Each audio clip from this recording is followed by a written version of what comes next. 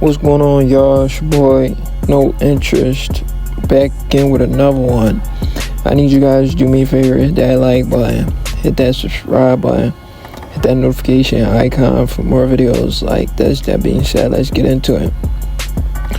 So ever since his defeat to Canelo Alvarez, we haven't seen Jermell Charlo. Jermell Charlo actually used to be one of my favorite fighters in the sport of boxing. I had a couple fighters, I liked the Charlos at a point in time until they started moving a certain way. But I like Jermell a little bit better than Jermell. I always thought Jermell was the better fighter. Jermell thought he was better than what he is, meaning like he thought he was the better overall fighter, the better slicker of the two. He tried to move, he tried to be slippery and slick, but that's not his thing. The Charlo brothers, they were known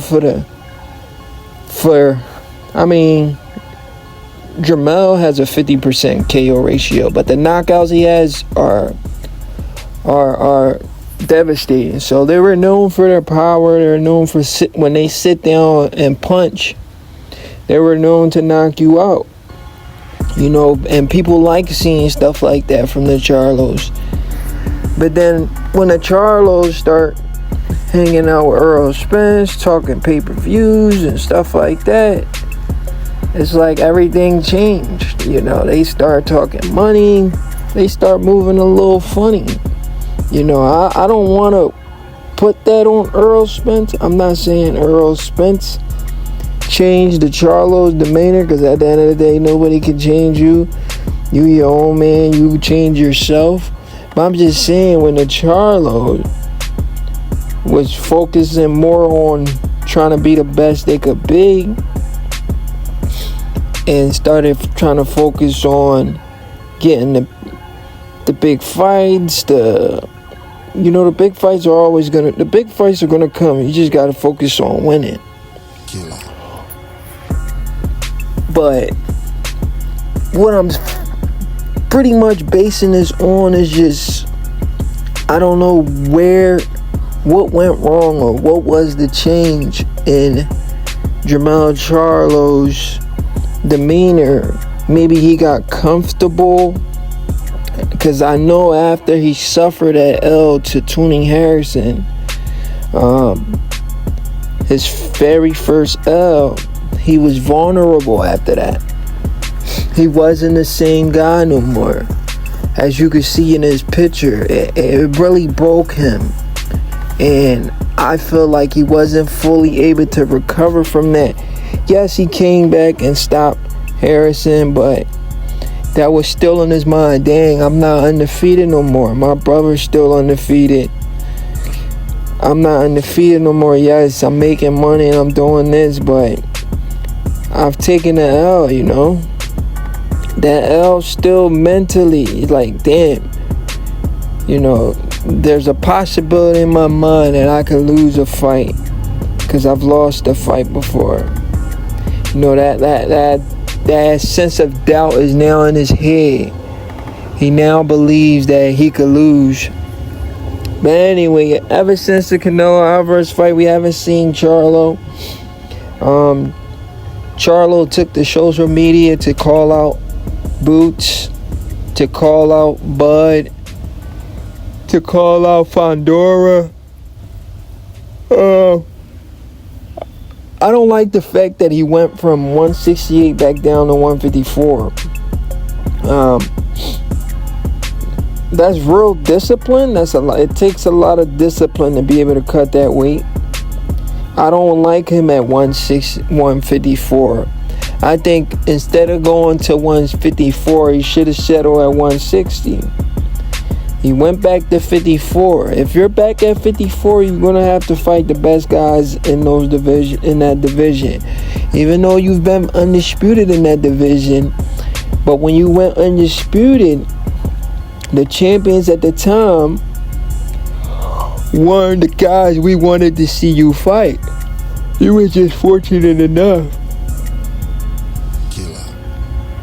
to get in a situation where the last guy you had to fight for the last belt, or the way the belts change hands, it kind of favor you. You didn't get to fight Julian J. Rock Williams. You didn't get to fight Jarrett Swift Hurd.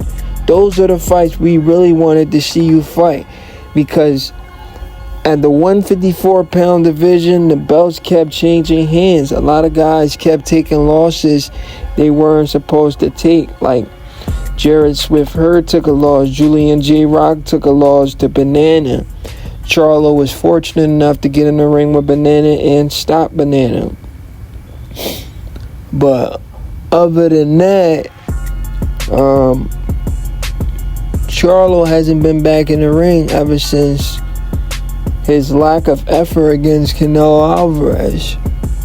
Me personally, the fight that I will want to see for Charlo, maybe not right away, but the fight that a lot of people might want to see themselves, is Jermell Charlo versus Jaron Ennis. That is a fight that makes all of the sense in the world. I remember Charlo going into the Canelo fight. He was doing these interviews.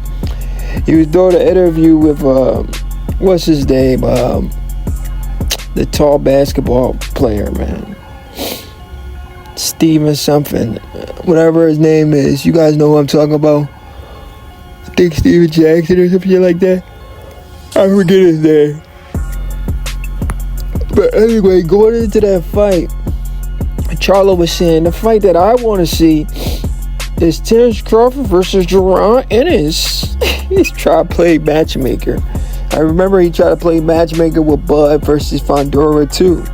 Bud need to go and fight that Linky motherfucker. He tried to play matchmaker with Bud and Fondora, Bud and all types of people, right? Talking about Bud needs to humble himself, be humble, and take whatever Spence give him, right?